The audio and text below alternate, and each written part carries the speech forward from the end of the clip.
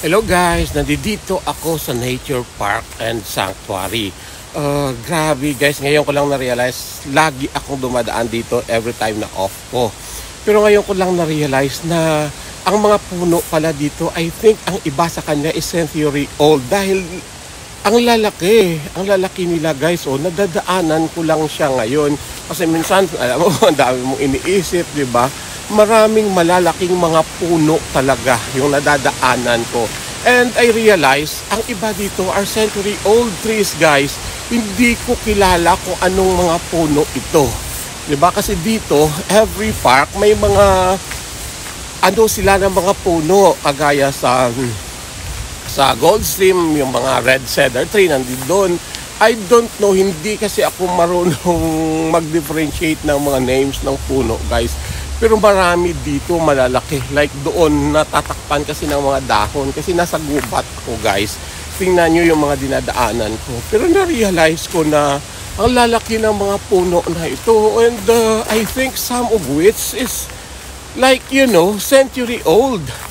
Diba? Dito sa Canada, guys, talagang nature lover ang mga tao. Ang nature dito na preserve talaga at nabibigyan ng pansin, di ba? Hindi inaabuso, walang basura. Kung meron mga basura dito na maituturing, ay yung mga tuyong dahon na rin kagaya ng mga yan. Di ba? Walang mga plastic, yung mga kung ano-anong mga tinatapon ng sa kung saan-saan. Di ba guys? Tingnan nyo, napaka-windy ng panahon. Mahangin talaga ang panahon. Kanina pa ako nag-walking actually. And mainit din pero mahangin. And okay lang kasi tingnan mo, very shady siya. Ma-appreciate mo talaga guys ang nature pag nandito ka. Di ba? Siyang nadadaanan ko pa lang. Walang ahas, walang kung ano-ano dito. It's so safe guys. Wala pa akong nabalita ang crimes or something, di ba? Talagang nag-walking yung mga tao, tapos like sometimes tumatakbo. Diba? Ganun lang yung ginagawa nila. Tingnan mo. Mga ganun lang guys. Diba? It's so safe. Diba? Tapos malilibang ka talaga. Yun nga sabi ko. Next time, magbablog ako about like kung paano labanan ang burnt out.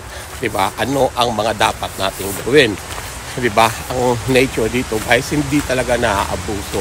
Makikita mo talaga na inaalagaan. Not just of the government but by the people, di ba? Yung mga tao mismo, they're very cooperative and they really cooperate para mapanatili ang ganda and preservation ng nature.